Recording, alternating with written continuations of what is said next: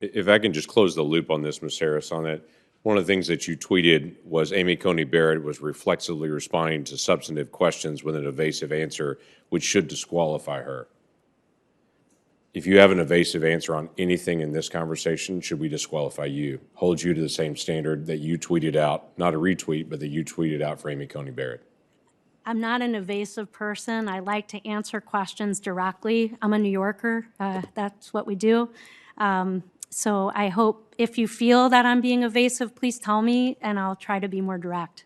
That's great. Let me talk through something that's come up and that will come up before all of you, and it's the issue about vaccine mandates and federal workers. There are quite a few federal workers that joined the federal workforce 10, 12, 15 years ago.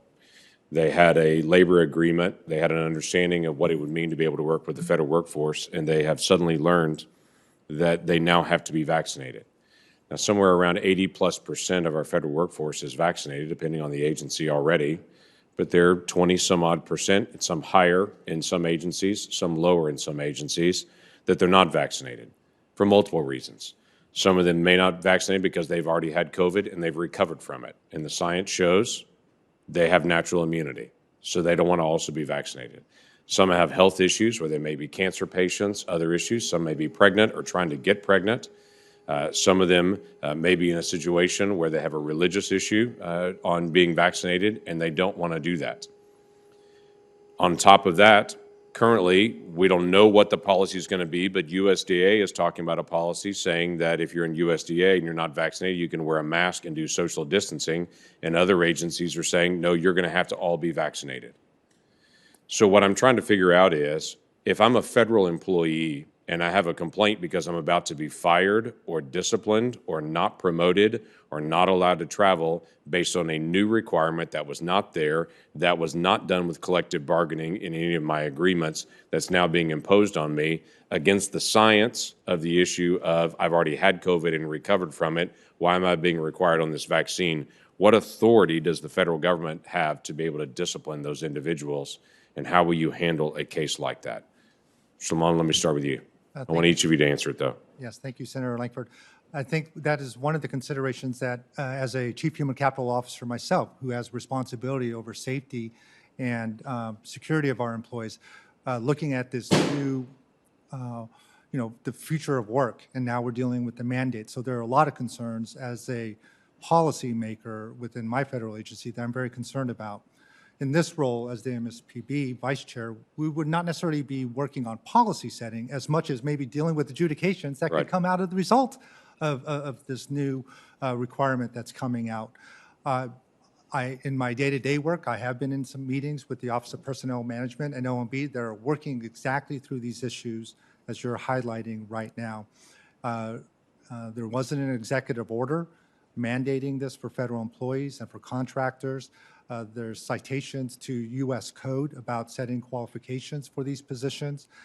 How that ends up being meted out, I believe, is still being worked through. We are currently in a maximum telework environment for many of our federal agencies. There are mask requirements, based on local jurisdictions, but at the same time, when it comes to this potential for discipline, for failure to being vaccinated, that is something that I'm very concerned about today. And I'll be honest, right now we don't have an answer to that because that guidance is being discussed, with this administration and working through the general counsels of the federal agencies. As an HR practitioner myself, I'm kind of anticipating what that guidance will be, so we could ensure, to your point about USDA and other agencies doing something different. That doesn't help. Having consistent guidance and understanding of how we're supposed to implement this new executive order is going to be key. And could it have an impact down the road to the MSPB as far as additional adjudications? Absolutely. Yeah. Thank you, Mr. Leavitt. This is clearly a hot button issue, and there's some very difficult questions there. To be totally honest, I'm a little bit nervous on this one because it seems like there's a really good chance we may well have to adjudicate it. So, when you get into area, you've all heard this before, right? But the considerations here is we want to make sure that anyone who does end up with a case in front of us feels like we haven't made up our mind in advance, that they're getting a fair judgment. So, that said, to be fair, on the other side, I really don't know much about the law in this area in terms of where it's being used. I know there are a lot of contexts where job requirements are imposed, right? And generally, in a lot of instances, if there's a kind of nexus to someone's work, my general impression is that they tend to be frequently upheld. But again, this is a unique issue. It's clearly unprecedented in the history of the federal government, and just as the pandemic really has been unprecedented in scope and scale. So, When I speak to folks that are in AFGE and others, they're pretty furious about this. They feel like they were left out in the conversation. That was not part of the collective bargaining agreements.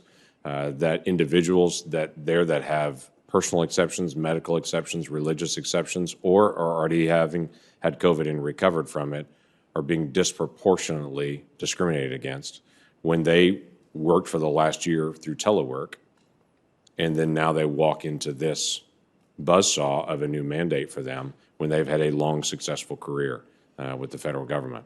And there are multiple individuals in my state that are saying, I'm gone. I'm going to leave, and I'm being pushed out on something that I didn't have an opportunity to be able to speak into. Ms. Harris, do you want to speak into this? Yes, thank you, Senator. I wanted to address directly how the board members would be able to deal with such issues if they were to come before the board. I agree with Mr. Leavitt. I don't want to prejudge any case. I wouldn't do that. But, there's two ways that the board would be able to address these issues. One is the board has the authority to review OPM rules and regulations to ensure conformance that they don't commit a prohibited personnel practice. So that would be one way the board would, these OPM presumably will develop rules and regulations regarding this issue. I'm sure that's something the board would review at that time and be able to see, look down the list of prohibited personnel practices. Is it a problem? And if so, we take action. The other way, if disciplinary cases come before the board, if someone was eventually disciplined for not complying with whatever rules and regulations are eventually promulgated, the way the board looks at it, in addition to seeing whether the person committed misconduct, we get to look at what's well known as the Douglas factors. Are there mitigating or aggravating factors that require the penalty to be imposed or the penalty to be mitigated? And when you went through your list of items, to me that sounds like a brief that I would write regarding someone who was coming up with mitigating factors for why they've been disciplined. So, I would expect appellants to bring those kinds of arguments before, if they were, by the time it got to the board, they would have already been disciplined, and hopefully they would bring those kinds of considerations up during the disciplinary process before it got to the board. I would hope so. I would hope that we don't have agencies that say, I'm going to fire you, remove you, refuse to promote you, when, for instance, USDA can say, you're a valuable employee, just wear a mask. And other agencies would say, I'm sorry, you're out. It becomes nonsensical, especially when you have individuals that have had COVID, the vaccine itself, and they still have breakthrough cases and are still contagious. It doesn't seem to follow the science on it, and it certainly doesn't follow the agreements that have been made by AFGE and multiple other unions that are across the federal workforce. Thank you.